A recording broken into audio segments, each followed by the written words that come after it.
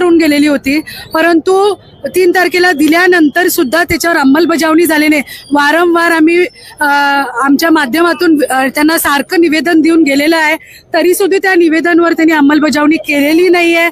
तर इथं आम्हाला कुठंतरी खंत वाटते की कर्नाटक सरकार या निवेदनाला कुठेही जुमानत नाही. म्हणजे आम्हाला मराठी भाषिकांवर अन्याय करायची कितपत त्यांना हाव पडलेली आहे हे दिसत आहे.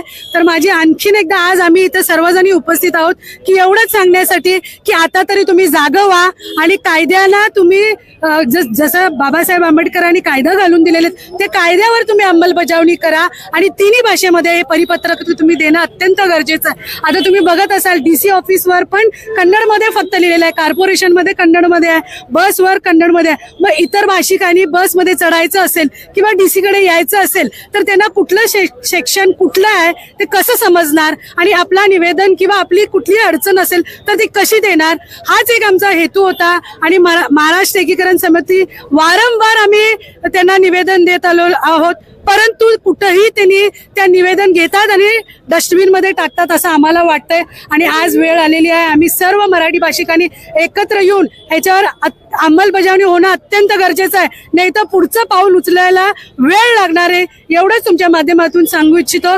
जय हिंद, जय महाराष्ट्र.